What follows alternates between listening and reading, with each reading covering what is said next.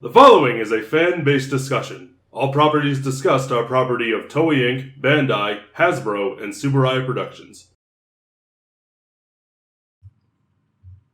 Hello, everybody, and welcome back to another episode of Tokucast Reviews. Hello. Yes.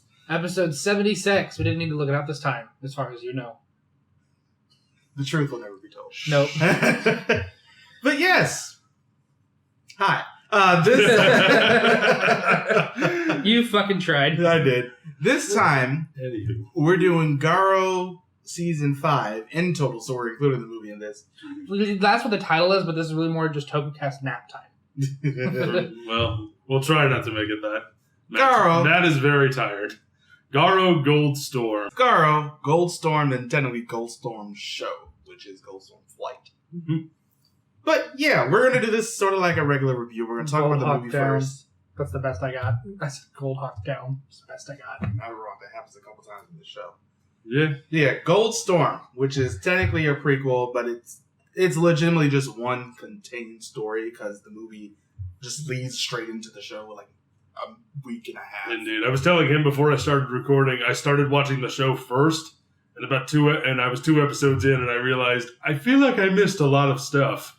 So I text him, are we doing the movie too? Yes. Okay, better watch that. And I was like, we could do this in a separate review, but at the same time, it just leads in too well. Yes. So. Yeah. Yeah, this deals with a powerful Madogu, which is, what was it? It was in season 4 when they had the, like, little, I remember nothing about season 4. It was a little machine. It's basically an automaton designed to kill horrors. His name is Ago, and I could have swore that the actor wasn't something else because I kept thinking it was I was too. It was Granted, I got that a lot from watching this show. one of the Go Risers. I could have swore it was one of them, and I was wrong. So I'm sitting here like, well, here we are. But yeah, he and his Makai priest a while ago fought a whole bunch of horrors. The Makai Pretty priest, good action scene. Yeah, the Makai priest died, Yes. and he was basically just put into stasis for many years. Mm-hmm. And then he just, as I said, he doesn't go into stasis. So after the events of The One Who Shines in Darkness, which was the bad season 3, Yeah. Ago ends up being revived. And the main thing about the show is that, well, about this movie, that it revolved around a big horror. Mm-hmm. This big red horror that they do Usually not... involves a big horror at some point, or some big A monster. big scary monster of some sort. Or, A big naked lady. there we go. Basically all A 3. giant city-destroying naked woman clutching a broadsword. It's all 3. Yep. That happens a lot in Garo. I know. Yeah. That basically is the end of almost every single Garo season. Yep. Bar this one. So, but yeah, his whole thing is just to try to go ahead and beat all the horrors because that was his master's dream. Meanwhile, Ryuga and Ryan are fighting a horror, and Ryuga's armor ends up having a whole bunch of evil energy inside of it. So they end up having to go to this city. They end up meeting D. Ringo and his wife, Mm-hmm. who basically... Who in the movie didn't really do anything, in the show, she did one thing. but in the show, they were better. Yeah, I think both of them were better in the show. yeah. Yeah. It doesn't really help that she just legitimately really doesn't do anything for most of the show either. They give her the sisters treatment from O's. Oh, God. Where she has super strength that's unexplained. Yeah, But you don't really find that out until... Remember when they did that in Ryu Soldier once, and they haven't brought it up since? I feel like they will next week because it's her episode. Yeah, hopefully. But By next week. But even tomorrow. in Goldstorm, they only bring it up once, and it's in the very end of the show. yeah, You don't know about it until then. it just See, that's worse, honestly. a little bit. I would prefer magic disappearing inexplicable strength over magic appearing in inexplicable strength. Because that just gets the Deus Ex Machina treatment out of it. Now, I'm actually happy that we did the Makai Tales story prior to doing this show. Mm-hmm. Because we got to meet Ryume first in that she's the one who ends up purifying the armor, but it's going to take a day Mm-hmm. because, business hours. But... I thought you were just going to say because bullshit. Well, I don't know. You spend all day sitting in a chair. I imagine you have a lot of things to do. besides age, which she doesn't do. No. Because the Makai Tale story with her took place a while ago because it was with a young Ringo, and he is a lot older in this show. I completely forgot about that. Mm-hmm. But yeah, Ryume says, I'm going to go ahead and purify your armor. Ryuga's like, all right, sweet. Rion's a little jealous of her because she feels like she's not doing good enough as Garo's sidekick. Because she's not. I disagree. I mean, I think the relationship between Ryuga and Rion is one of the best things about Goldstorm. Yeah. that's fair. It's actually built up fairly well. But it's actually built up fairly well in You this okay? show. Oh, You okay? I'm sorry. Feel like you're coming down with something? I'm coming down with some samba. Samba Deska? No. I'd prefer samba over what I guess the tribal music they do for Ryu Soldier, but we digress. Washi. Oh. But back to this. Yeah. So Sorry. Aga ends up, because one part It's of like the... samba over that. Yeah. Aga ends up going to where the one part of that horror that, basically just killed his master all those years ago is held. Ryume has put up basically a protective barrier around the entire city so no horrors can get in. Mm-hmm. But with Ago attacking, they end up releasing some of the malevolence out so Zaraba can sense it. He does, and they go and try to beat Ago. Ago wipes the floor with both Ryuga and Rion, Yes. but Ryuga ends up knocking something off of him, and that symbol is on the back of D-Ringo's truck when they go. Apparently D-Ringo makes kebabs, and I was like, oh, I want a kebab. Mm. Kebabs are good. They look pretty good. They do. I was sitting here like, yes. Give me. So I think I'm going to go to a Greek restaurant later. But yeah, Ago ends up going out.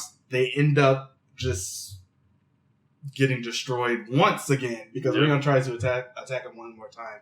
She is very insecure in this movie. She is. And I think it comes from a good place. It works. Yeah. I absolutely think it works. Yeah. This is one of those times like, all right, so the insecurity really isn't coming out of nowhere. She's legitimately feeling like this because of what she sees that this old lady in a young person's body can do, basically. The spells and whatnot. Yeah. What was the name of that? Altered Carbon. That's what I was thinking of. Oh, I haven't seen that show. I haven't either, but I know the references. Fair enough. But yeah, because Ago is basically an automaton. Decent show. I've heard good things. It's pretty decent. Violent as fuck. Ago has rockets inside of him because he's a robot, and we're all just like, Okay. pretty much. Okay, he can fly. And Ryuga ends up Has getting so many new tricks. Ryuga ends up getting his armor back later on. Aga ends up resurrecting that giant horror. Mm-hmm. He gets absorbed. As you do.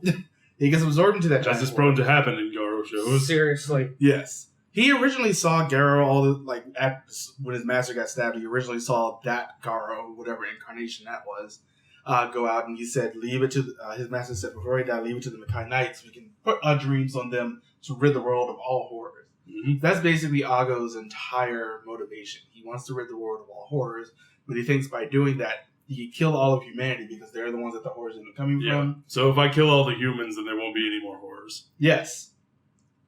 Doesn't work like that. Nope. But No, but he thinks it will. A for effort. Every villain's the hero of his own story. F for execution. Yeah. Ago ends up getting absorbed into the giant horror, which ends up turning into some giant other beast. His master comes in and be like, "Hey, stop." Pretty much. Yeah, his master spirit comes in and says, "Hey, stop. We're just going to go ahead and get this one over to Garo." Ago's like, okay, he deactivates himself, but he gives Garo his massive sword first. He gives Ryuga his massive sword, and Ryuga ends up striking down the horror after a pretty big fight. Honestly, I think Goldstorm has one of my favorite fights outside of just Garo as a whole, besides season 1 between Koga and Zero. Which of course is like, they set that standard so high so early. I'm just like, well, nothing has really ever come up to this. But yeah, they end up beating the horror. Ryume ends up enhancing Zaraba with a knight's helmet. Ryuga says the only reason she gave it to you is so you could shut up. And so you're like, wow, actual burns. And Ryume ends up giving another little thing to Ryuga saying, if you need my help, just call me anytime. We're cool like that. Mm-hmm. And Rion has gotten her confidence back after seeing that she can be the best that she can be, not try to be as good as Ryume is helping Garo. And that's the end of the movie. Let's talk about the show. Because this starts off, like I said, I'm really happy that we did the Makai Tales first because we got to see that first meeting between Ginga and Amity in that as one of the stories. I don't remember it at all. And they are a Makai couple, Ginga being the knight. They are who we open on. Yes, Amity being the priestess. Mm-hmm. Whether we like it or not. Ginga being the knight. And of course, we all know who Ginga is. They are played by Morticia Addams and Decade wearing a corset. Yeah. Yeah, that's extremely accurate. Oh, the course is on the outside, too. That's terrible. But they have a son named Yuto, and they're going around helping people defeat horrors, and they end up coming to this one town where... But we don't find this out until much later. Yeah. We don't find this out until much later, because we open on they're on a roof, and they're just kind of bad acting their way through a scene where like they send out like butterflies or something, and they blandly tell each other that they love each other with all the emotion you'd expect from a piece of dead wood. I mean, they are horrors. They don't really do emotion besides No, Decade does all the emotions in this show. at one time. Oh, and every time he's on screen, he tries to do all the emotions. He went to the Nicolas Cage School of Acting, where he's just trying to distort his face and make the craziest eyes and whatnot that he can. But I absolutely love him for it. He's just so entertaining I to watch. I thought these two, up until their backstory got revealed, were like the least interesting part of the show. And even after that, they still started to lose me a little. I just love Ginga. But then again, I also just like Decade. I know, you just like Decade. This is basically Decade if he was just fully unleashed. Yeah. This is violent emotion. Decade at his most Decade. Decade squared. Basically Zio. Don't get the outfit. But yeah. For the first couple of episodes, it's mostly Monster of the Week. Mm-hmm. Yeah. And I'm okay with that. Yeah. I was honestly okay with it this time. There are some shows that I think are better at the, victim of the week, villain of the week aspect, episodic nature. Mm-hmm. There are some shows that just do it better. Yeah, because we get reunited with Ringo and Yukihime, his wife. Now they no longer have their kebab truck. They have an antiquity shop. Yeah. Where he sort of dabbles in like Makai goods and stolen goods and stuff like that. Little on the shady side, but proves to be a big help at a couple of points. And I love how the first time Rion meets him, she's like, "You're shady as hell. Get away from me." Yeah. But this whole story, besides their backstory and their son being killed by those villagers, they end up going crazy. Yeah. Ginga and Amari do, and they kill a whole bunch of villagers, and they get taken over by a horror.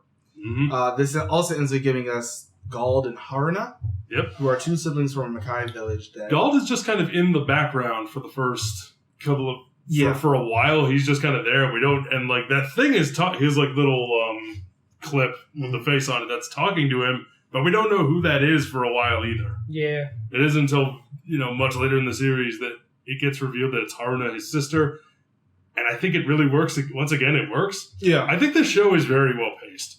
Up until the end, I think it's very well paced. Yeah, and because sorry to keep cutting you off. No, keep doing it. It's fun. The first several episodes where it's just the Monster of the Week, they still manage to squeeze in a lot of really great character moments. Yeah. Mm-hmm. And I won't even say squeeze in, like write in a lot of great character moments between Rion and Ryuga. Mm-hmm. And developing their relationship, developing their camaraderie as a battle couple, and how that plays into their off time. And it's just really sweet. It's really well written. That episode with the teacher at the foster home who's getting ready to get married, like regressing. That episode was really sad. Yeah, that was a very depressing episode. Yeah, it was depressing, but also some really sweet moments in there too. And the monster in that episode was Sid from Gang. Oh, was it? Yep. Okay. But yeah, the whole plot of this is basically there is this thing called Radon, and some random person just accidentally runs into it. Can we talk about how Ginga and Amelie summon Radon? Because it's like a evil, like that's sealed within a sword of some sort. It's sealed within a sword. That was combined. That is combined from 2 daggers. Two Makai priests sealed it away many years ago. In a distant Centuries. land. Huh? Nothing. Long ago in In a a distant land. Thank you. So Ginga and Amelie have appealed to the nature of another Makai priest who is gonna break it out for them. And if he From the does, return of his daughter. yeah, if it's like, you'll let me see my daughter again if we do this. So he does it for them. The sword splits apart. The daggers scatter, but Ginga manages to catch the blue one. And he's like, all right, where's my daughter? Show me where she is. Amelie just throws him a bone. Like a literal bone of somebody's, I think it was an arm bone. Yeah. And it's like, here she is. This is all that's left of her. And then they kill him. I'm sitting here like, oh, I love it. Okay, you're not playing around. I absolutely love it. I forgive you for that terrible first impression I had of you. Because they do not give a shit. No, they do, but about him, When it comes to causing total and utter destruction, that's like their goal. Their thing. That's their thing. Now, do you want to go over the middle part of this? Because I'm really focused on the beginning and the end of this show. Well, we could talk about Daigo. Kujaku? No Kujaku to be had, but he's another Makai Knight that they meet in a really good episode. I love him. Because in this episode, they're Ryuga and Rion, they're going through this abandoned building. Mm-hmm. It's full of horrors. They're chopping them up left and right.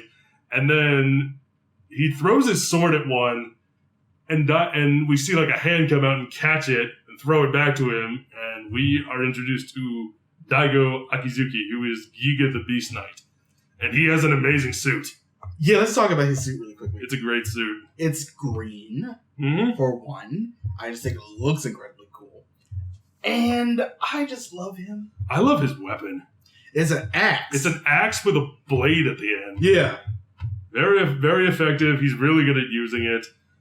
I will say this episode does feature the worst extra in history. Oh, the guy who's... There's like a homeless guy living in the building, and he spends the entire episode just screaming. Yeah. In the most annoying way possible. I do love, like, the whole building, like, especially because Rion is the one who did it. Yeah. She sinks the building. She sends the building to the realm of the horrors. Yeah. Because it was in the danger whole building is the conduit that's making them come through. Yeah. So that was really cool, and the fact that she had to slow it down so they had to go in, get that guy out, and then let it get transported again. That was a great episode, minus the terrible acting of the extra. Yeah, extras are sort of here or there sometimes, and this is one of those times where he was very there. Yeah. He was there in the worst way possible. Sorry. Yeah, but I'm sorry. I'm just looking at the GIF on the wiki of him summoning his armor. Mm-hmm. I love the fact that his circle is not at... Because, Garo is like the basic overhead 180 circle. Pretty much everybody else is a lot more interesting to watch them actually transform and get their armor. It depends on who it is. Some of them weren't so much interesting. Yeah. I mean, it really doesn't, depending. I liked, even though season 3 was bad, I liked seeing Guy and the professor transform to their armors. Yeah. I liked it a lot more in this season because I liked the characters. I think when you have a two-handed weapon as opposed to a one-handed weapon, you can do a little bit more with it. Mm-hmm. He tends to use it one-handed when he's in his human form because the axe is much smaller. Mm-hmm. Yeah. And he goes two-handed once he's in Giga form. Hell, at the end of the show, he makes that thing giant. Yeah. It stops a giant horror castle. We get a lot of Monster of the Week episodes, and most of them, surprisingly, are pretty good. Mm-hmm. It's something that this show is extremely pleasantly surprisingly good. You got any other good ones that you liked? The one with the monster in the lake I thought was pretty cool. Yeah. Because I remember when that episode started, I was like, and the naked lady showed up. It was like, oh, I wonder when we were going to hit our boob quota. Yep. There's two. There they are. That took me a second, I'm not going to lie. There they are, and there they go. That episode was okay. None of them are really jumping out at me, but eventually Gald makes his grand entrance, and we find out that he's been tasked with putting Radon back. And he is a Makai priest. Yes. Yeah, I like Galt though. I like him a lot too. He feels like a much better version of Crow from season 4. Yeah. I remember nothing about season 4 except that I didn't like it. That Crow was just sort of that edgy guy, but he really didn't have that much of a reason. He was just always standoffish. Yeah. Gald is sort of coming off that way. He's not edgy though. Gald isn't. I know. That's why I say he's a better version of Crow. Gald is cocky. He's cocky, he's standoffish, but he actually has an arc. Yeah. He grows to appreciate and respect both Ryuga and Rion, and they wind up working as a team together. And the way Team Garo comes together in this show is great. It is. I love it. Because he really doesn't end up having to win over everybody. That was like the really big part of him. And the fact that they end up having the backing of like Ryume was really good. Plus, I love in this show how we get to see a little bit more how the Makai world works in terms of spells. Because there's a lot of Makai priests in the show, and they all do things. We like when people which is nice. Do things. But I do also love just seeing like those little white beams come out of some of the spells. Yeah. Which we got to see in Makai Tales occasionally when we focus more on Makai priests or like some of the other side characters, like What's Her Face from season 4, which is my favorite episode of the Makai Tales episode, by the way. I just love the fact that we got to see how the world works. You get to see how the world works. Another thing that I love about the Makai priest spells is the way Rion uses them to buff Ryuga's abilities. Yeah. Where she'll power up his sword or she'll use he'll use her bullets and, spice them up in an interesting way. And they do unique and interesting things with combat that we haven't really seen in Garo before. Yeah. Now, later on, they do end up going and actually facing off against Ginga. I love the fact that the first time they face off against Ginga, it takes a little while for them to get to Ginga, though. Yeah. He's constantly in the background, him and Amelie, because they're making all these horrors and they're doing all this stuff to build up more energy or whatever their plan was. It was something like that. To bring Radon back. Right. Yeah. That's it. And so they're off doing their horror thing, and what was it? Yeah, like you said, they get wiped. Yeah. The first time they face Ginga, just destroys them. And the first time they see him, it's in his monster form. Yeah. With his wings. It's basically a very corrupted version of Makai Knight's armor. Yes, because he himself was a Makai Knight. Yes. And I love how it looks. I like how it looks better in his actual series, of course. But which we're watching next. Yes, that'll be our next Garo thing that we do. But I really enjoy just him in this armor. And his arms are always so flowy. Who does he remind me of? Johnny Depp in Pirates of the Caribbean. That is very... crossed with Nicolas Cage. Very accurate. I swear, there's this one episode, I can't remember which one it is, but where we cut from a fight scene to a medium shot, a medium close-up of Ginga. His face is pretty close to the camera, and he just goes... And it's the greatest. It's like the greatest and the dumbest thing simultaneously. That's what makes Ginga just such an interesting, weird character. He's a weird person. Oh yeah, he's a weirdo for sure. It kind of rubbed me. Words using considering his shirt. Weirdo. It kind of rubbed me the wrong way for most of the show, but in a good way, if that makes any sense. Yeah. Because it was so silly, but it worked. And it mainly helps because we've said this before about other characters like Guy from Gokaiger. The actor commits 1,000%. And he gives it his all. And he really does. Oh, yes. And I think that's what maybe, because you could tell when an actor sort of just doesn't want to do it.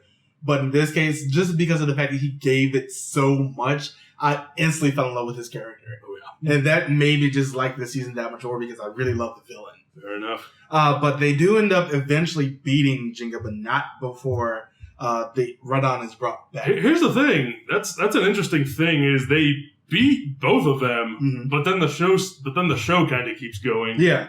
Which wasn't a huge fan of that. It kind of lost me a little bit after that, and I ran into some pacing issues for myself, but it wasn't awful. Because Ginga's spirit ends up going into Rion's body, and Amari more or less gets away.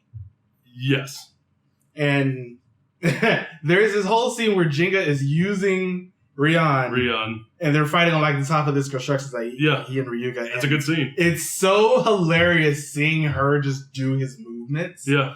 But she works it. Props to, what is her name?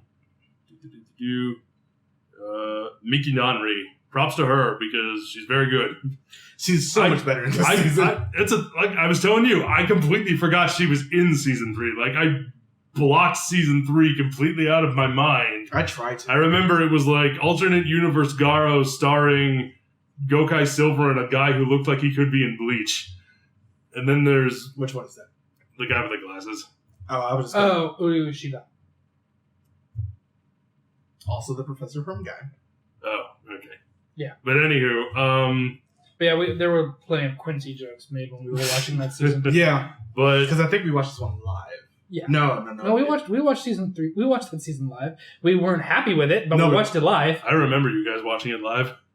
It was sadness. Remember, Anyway. remember when we were obsessed with that subway fight scene? It's still I do. good. It's still okay, but Anyway, yeah, they end up defeating Ginga. He ends up going to Rion's body. They Mhm. more or less end up imprisoning him for a little, or she does. Yeah. And imprisoning him in her mind, but he can be anywhere, anything, anytime in her mind.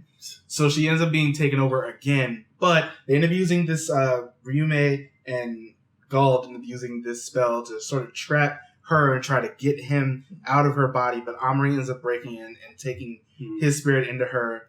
They try to fight her. She ends up getting away again. And, well, after turning into Ginga. Mm-hmm. She turns into Ginga. He gets away by getting his flight form. Speaking of which, earlier, the way that Ryuga ended up beating Ginga is by actually more or less Accepting some darkness, and his costume gets some really cool dark bits, and he also becomes Batman. It's awesome. Garo back. He gets a really cool cape and he can fly. Go. Copyright. Yeah, this is basically his suit from the beginning of season 3. I want to talk about the scene, or like the lead up to the first big battle with Ginga and Amari, where they're prepping. I love that scene so much. Yeah, It's great. I had to get some stuff from D-Ringo. They have to get some stuff from D-Ringo. Haruna's there now. Haruna is like running support from the map screen, Yeah, literally, but it works. Everyone's got their own roles that they have to do, yeah. and they execute this one big coordinated strike against his Anomaly's headquarters, Yeah, and it's great. it's good. It's And really good. it ends with Ginga turning into a vampire and yelling while he rips a piece of the building away and flies away going, ah! Because these are Ginga things. Because these are Ginga This things. is what he They're does. not for mortals. But Ginga isn't coming back. They end up actually unleashing Radon, which is not a naked lady. No. It's just a giant castle. It's Hal's Edgelord's brother's moving castle. That's what this thing You is. can't deny that That's either. incredibly accurate. Yes. It's incredibly accurate. But I like the fact that they did sort of mess with that. And this is like the best part about season 5 running into Ginga's actual story is that they do mess with the tropes by not having this final one be a big naked lady. I was okay with it. Yeah. I mean, Hal's Edgelord brothers moving castle was a little off-putting at first, but It works. you do what you gotta do. Yeah. And I love, because the way that this castle more or less ends up doing, Amari ends up turning into basically a big power source, the moon. And you can see it's walking, and then like hordes are sprouting up, but it's using the life force from the plants behind it. Yeah. And I love It turns that. everything into an Instagram filter. Yeah, but it actually also like At least puts- at least visually that's what it looks like. because it also puts snow in it, really enough. And I thought that was a good little technical thing, because you get like some of the really big wide shots. Yeah. It's walking, and there's just like a path of just white behind them. Mm-hmm. And it has these spires because Jinga's at the top. He's like the king of the King castle. of the castle. And he uses these gimps I was gonna say you've got. Well, we didn't have a naked woman, but we had women in gimp suits or men. I don't know who they were. Waldo. When you hit the nail on the head, you hit the nail on the head. Yes. But yeah, the castle ended up having the giant spikes. I think at least one of them was a woman. Probably. But I love. I'm a sucker for scenes like this. Was both. I'm a sucker for scenes like this. But I think that this is the first time in Garo where you really got to see all the people that he saved throughout the series like really come together and support D. Ringo in protecting the city. Yep. And I love things like that. I did too. Because they end up having like all these spikes are shooting towards it. Ryume and the others are helping shoot it down. Gold is a badass. Yep. And because he has like this gigantic fire spell that he uses and he throws it at Ryuga and it turns into a fire horse. Yeah. And I was like, yes. Fire horse is cool. My horse. But Ringo has like Makai guitar. A Makai guitar. It's got the brush end on the head. Suddenly, but it's a guitar. Bitch. What is that? Suddenly, it's Hibiki up in this bitch. It's that, and it's like Mad Max Fury Road, but with magic. Instead of fire. Instead of fire. That's fine. I'm sure we get more explanation to this guitar than we did to the one in Mad Max Fury Road. Oh, we got all the explanation we needed. Awesome. That's all we needed. Yeah. But yeah, he's like they're shooting down the spikes and everything. Ryume and Gald tried to do this gigantic spell. Daigo was injured earlier fighting Ginga. Yep. And he's just been laid up. He ends up coming back in this episode. He comes back to help out. Yep. And cuts down some of the horrors after the two guys that Ryume always has with her are just thrown away by some. They get thrown away almost immediately. Yeah. Those poor bastards. But I love the fact that we end up having more spells than just blast in this. Because there's a lot more spells than just blast in this show. Yeah. They end up like basically liquefying the ground and they make the castle sink into it. Yep. Rian is up there fighting Amari and she wins after a big speech about humanity and how much it means because she is the heart of Captain Planet. But bad guys win a lot in this show. Yeah, Ginga ends up killing Amari. Yeah. And said, I found a new moon. He ends up taking Rian and throws her up. She ends up becoming the new moon of this. And all the life force of the people from the city is being taken away by the castle. The castle is getting back up. Ryume and Gald and Daigo are just on the ground not knowing what the hell to do right then. But all seems hopeless for our heroes. There's the scene right before this when Ginga and Ryuga are like fighting outside. The CGI in the scene was glorious. The CGI in the show is pretty good because it's so much better than season 3. But it was like that's not saying much. But it looked really good. And I think the thing that to make me mildly smirk, it would have been better than season 3. It's true. But I think the thing that made it just a little bit better is because of how fast it was. Mm-hmm. Like, it felt like a much more frantic fight scene. Like, it gave some sense of desperation to the actual action. And I liked that so much more. It worked. It worked a lot better here. Yes. But the life force of the people ends up turning into a giant Garo. Yep. And earlier, this scene, I couldn't help but think of Batman Ninja. Where I just saw it yesterday for the first time. I'm talking about the end of the movie where a bunch of monkeys combine into a giant Batman to punch the Shinkenger mech in the face. That's what this reminded me. The sad thing is he's not an actor. It's a bunch of life forces coming together to form a giant Garo to punch Hal's Edgelord Brothers moving castle in the face. He's not wrong. It's almost the same thing that happens in Batman. I had so many hopes going into that movie, and I was so disappointed on all fronts. This sounds amazing, actually. It doesn't last very long. Amazingly stupid. I do love how, like, when they fight off that big giant spike that's coming towards me. Literally yesterday, I watched it for the first time. I thought you would have seen this by now. I'm not surprised too. I haven't had the access to it. Fair enough. Fucking atrocious. We'll talk about that after. Okay. But the scene where the big giant spike comes down towards the city and like Ringo and all the people, and they like get this gigantic blast, and the blast comes out as Ago from the movie. Oh, does it? Yeah. Yeah, that's right, because Ago shows up again. not really. Not really, but it's like his face comes off. Well, like his armor comes off, and you see his face. So it's pretty much him because he puts the little coin that like I guess contained his soul or essence, whatever, and he put that in the guitar. So that's how he was able to use it. Because I remember like him looking at it. It's like, let's go fight again, and he puts it in, and that's when he starts playing. And then the end of it, they end up beating Ginga. Yep. For now. The tower fell. Yeah. I couldn't hold it up anymore. I had to say a Jenga joke. I'm sorry. Well, the tower couldn't hold itself up either anymore. Okay. So they pulled from the bottom. Now we're here.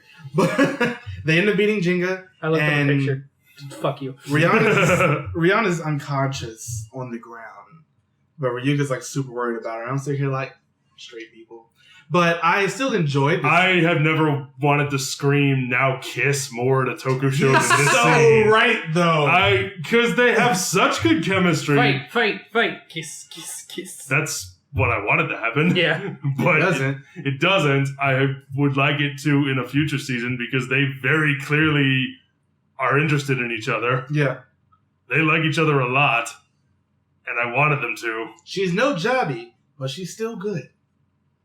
Jabi's the unfair comparison, though. Well, she's better than she's better than Rekka. Yes. God, she's better than Rekka. She's better than Alice. Better than most female characters in Garo. We still got a movie to go through later. Jabi's movie. Jabi and Rekka's movie. Oh yeah. It was like lesbians, but it doesn't happen because lesbians. He's not wrong. I guess they had other things they wanted to do. But yeah, this season is still pretty good though. Yeah, it was okay. I thought the season was very good. Yes. Yes. Now I don't know if we're gonna. Okay, we've already done Ryuga and Rion, but do we have anything extra for them to save from our season 3 review? I don't. No. I think they were handled much better here. They're actually likable. They have one. Like I said, the actors do a great job. They have amazing chemistry. A lot of sweet moments between the two of them. That moment after when they're on the construction site. Mm-hmm. And they're like kind of cuddled up after the fight. Like, yes. By the way, that. I just remembered the giant Batman wasn't just monkeys; it was bats too. I know. Okay. Bat monkey. It was still stupid. It was still atrociously stupid. Sounds like trash. But Daigo. I wanted to point it out before somebody else did in the comments. It's fine. Kujaku. Somebody probably already did. Daigo's a good character. He is like the trainer. The episode with him and his old master. Yeah. Was great. And that was like it was like his only real focus episode, but I feel like that's all we needed. Yeah. Because he's a very stern, strict guy. He's a teacher. But as soon as his old master shows up, the dude just melts. And he's like, Senpai, you're back. And he's so happy to see him. His master died, by the way. Yeah, and it was honestly really sad. Yeah. But we do get to see him once more, because he shows up in spirit form later. Yeah, to help Daigo out. Yeah. And Daigo ends up having a story with the younger Haruna in Makai Tales. That was the episode at the school. Oh, I don't remember. It was such a hilarious episode because Daigo just shows up as a gym teacher. Thought it was great. But I really enjoyed just him as a character. Like I said, he's very stern, but he is a teacher for future Makai Knights. That's his thing. So it makes sense that he is that way. Mm-hmm. Ryume is really the only other main hero character that we've also got Haruna and Gald. Oh, yeah, it's true. We'll talk about the two of them together. The Homura siblings. Yeah. I like them both. Yeah. Yeah. Haruna a little less so, if only because they didn't give her as much to do. Mm-hmm. But I still liked her. Well acted. Yeah. Especially for a younger character. Yeah. For a younger character, and also just she nails that supporting role. She gets more in, like I said, the episode with her and Daigo in the school. She really comes into her own because the episode is focused on her. Mm-hmm. So it makes more sense that, she really ends up showing a strength of character in that specific episode, showing that she can stand on her own, or she can stand with Daigo. Mm-hmm. Gald is great. Yes. He's a much better character than you think he would be just because of the way he shows up initially. Here's the thing, because I really just wanted the show to be about Ryuga and Rion at first. Mm-hmm. I wasn't a huge fan of Gald when he was showing up in those little sporadic appearances, but then when he finally does, it's like, okay, you made it work. You made it work. Good on you. Make it work. but I still greatly enjoyed him. Mhm. Ryume. Ryume. Who doesn't at all look like she would be out of place on a Tekken Fighter Select screen. That's so true. She is a skin for that one character. Xiao Yu. Yeah, Xiao Yu. She's like a cross between Xiao Yu and Xianghua. But she's like 800. So, Yeah. but I like her character. Yeah, she's sort of stern, but at the same time, she doesn't come off as just know-it-all. No, not at all. And I think that's the thing that makes her more approachable. She also as a does. character. She can be stern, but she also comes across as a very caring person. Yeah, Because she's got a whole city to look after. yeah. And for a while, there weren't a lot of them. Because she says, hey, you guys need to come from Vol City to my city because I need your help. Pretty much. Not a lot of Makai Knights here. But she's great. I like her. And that's what kicks the show up, the events of the show in motion. And for the last one, let's talk about Ginga and Amari. We're going to do these two together. Ginga and Amelie. I love Ginga. Amari doesn't really get a lot. Yeah, but She's the one who tells them their backstory. Yeah. She's because they were a Makai Knight and Makai priest. They were married. They had a kid, and The kid is being murdered. the kid got murdered because there was a horror attacking a village, and this is also the village that the Homura siblings were. This is where they were born. No, different village. Well, Because that one... right, Yeah. right. But Ginga did still wind up going to that village and killing their parents. Yeah. But yeah, so it's like, oh, there's a horror troubling you guys. Don't worry. We'll go out into the woods and get it. Because what the village has normally done is we're going to sacrifice somebody, A child. a child usually, feed it to the horror, and then it'll leave us alone. But, so their fight takes a little longer than usual, and the villagers didn't believe them. So they wound up killing their son. And they come back and they see him like tied to the sacrificial altar, dead. And they just freaking lose it. They kill everyone. And then they go to the next few villages and kill everyone, including the Homer. And then they go to they just travel from village to village to village, killing everyone who gets in their way, to the point where they get so corrupted by hatred and grief that they turn into horrors. Yeah. And it's honestly not an origin story I was expecting for these two. Yeah. I think that's the thing that makes it work. Because you do feel the sympathy for them. Because, I mean, yeah.